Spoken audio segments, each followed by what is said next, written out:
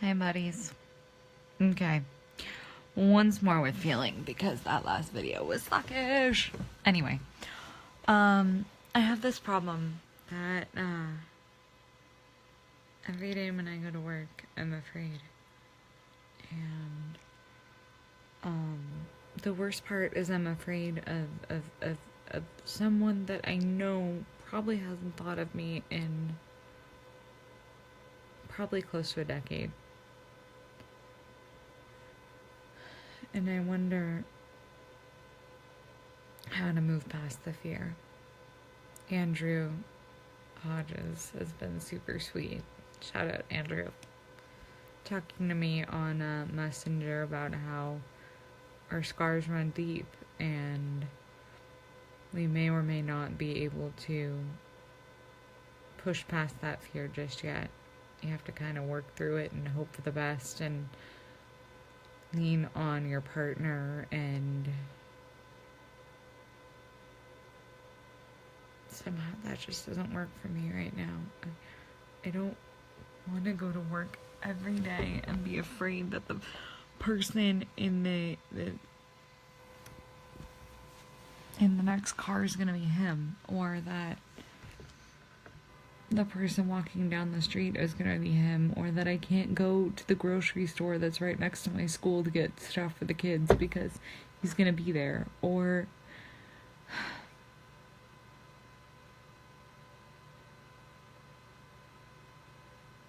the fact that he comes to the Costco near my house. Like, he doesn't even live near me and he does, so I don't understand how to deal with this fear. I don't. I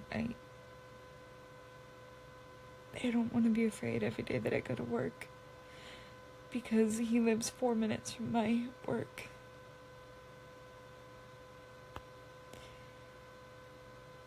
And I know that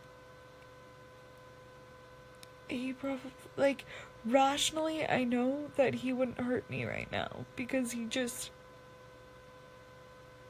it's over, it's done with. It was over a decade ago, but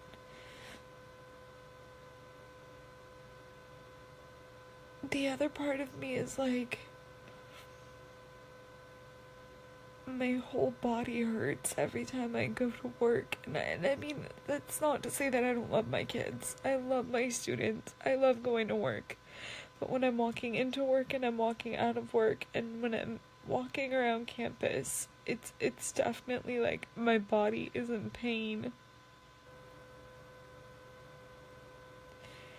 And I know it's not rational, but I can't push it out either. I can't push the fear out because it's still there. And I know that part of it is due to the fact that some of the memories that I do now have resurfaced in the last year and a half, 2 years. So honestly, part of me is like, well, it's only happened in the last 2 years.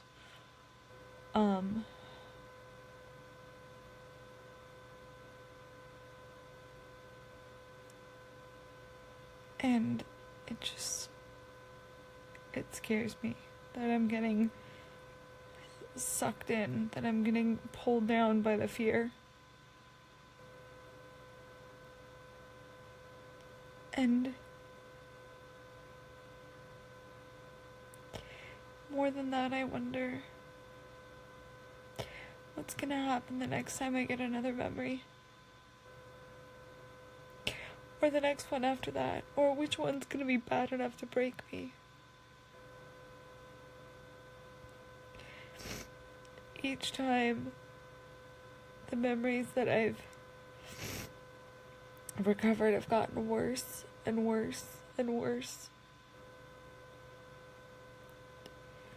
I think you guys have seen my videos, so you know what I mean by worse and worse and worse, but what happens next?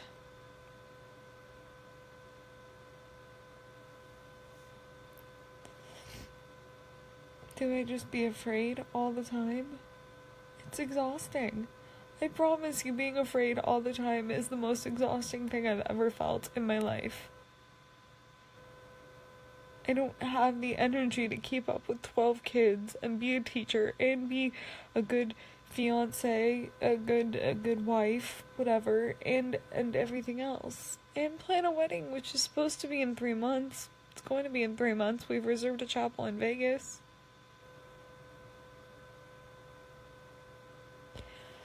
But how do I handle the fact that he is 4 minutes away? I googled it.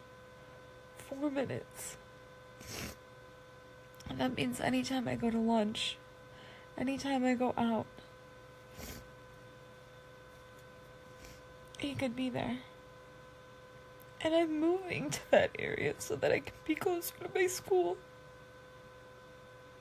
So does that mean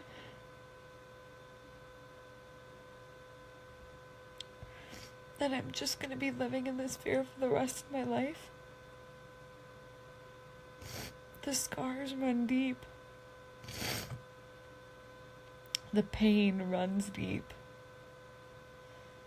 And it's not just from one trauma, it's from 4 plus other harassment that, doesn't exactly make me feel safe sometimes in this world. I don't know what to do. And it's not like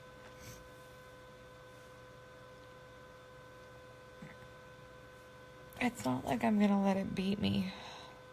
I'm not gonna let the pain or the fear beat me. That's not who I am. Hold up. It's not who I am to let it get the better of me. I will continue to fight for every day that I still have breath in me, because I'm not gonna let him or any of them beat me. And I have kids who look up to me and expect me to be there every day. And I have not missed one day of school except for planned absences, where I asked for months in advance. I asked for 2 days for my sister's graduation. So it's not like I'm gonna let it beat me. It's not like I'm going to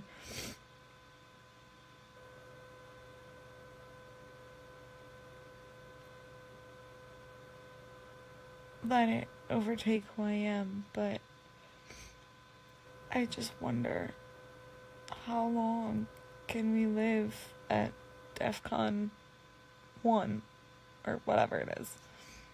Red Alert? Star Trek version? I don't know. How long can we live at heightened fear and heightened anxiety before something's gotta give? I mean, it's too much. And I'm here fighting with my parents all the time about guest lists and restaurants, and then I have to go to work and be afraid. I've got anxiety at home, fear at school. It's too much. And again, it's too much doesn't necessarily mean anything. It's just, it's a lot for one person to handle. Anyway, I'm surprised that in this whole time no one's come online, but, I'm looking at my finger like there's a clock there, but I'm sure it's like 12:30 by now.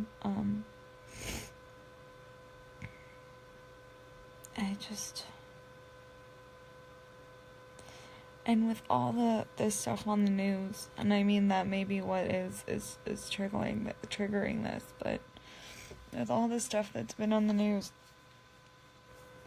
about, well, here in California, all you Canadians aren't going to understand this, but there's a proposition in California that, that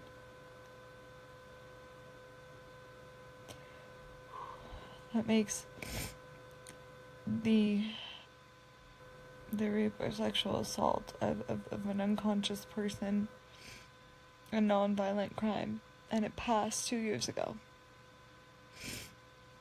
And that really made me mad. Because, as you guys have seen in my other videos, I believe that that's probably one of the more violent things. One of the more violent felonies you could commit, because you are literally taking away that person's power. But currently in the news they're talking about the Keep California Safe Act, which is meant to close the loopholes and make the rape or sexual assault of an unconscious person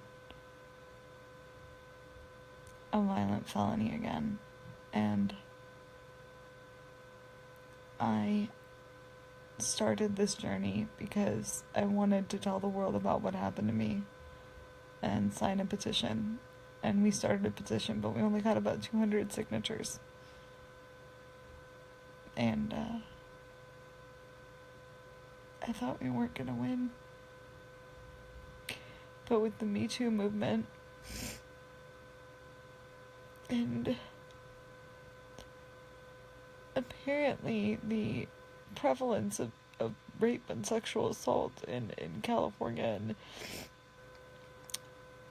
the music industry and the film industry, and I think California is trying to slip it under the rug to fix it because they're appalled that anything like that could have gotten passed. I don't know.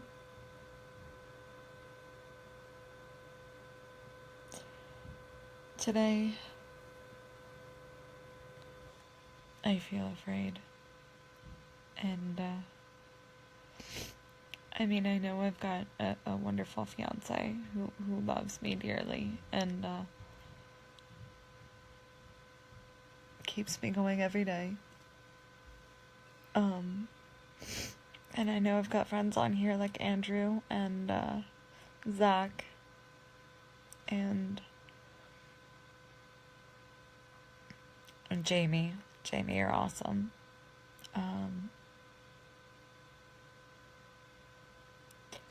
And I know that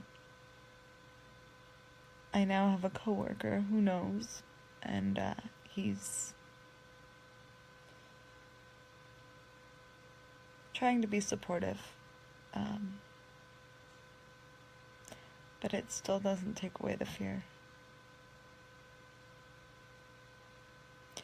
And so I guess my question that I'm gonna pose as I'm falling asleep here and kind of crying and sniffling and trying to wipe away tears from my face,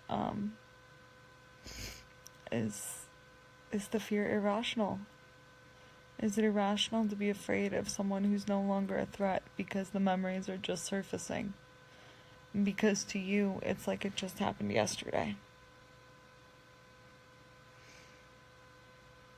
Anyway, good night, guys. I will talk to you soon.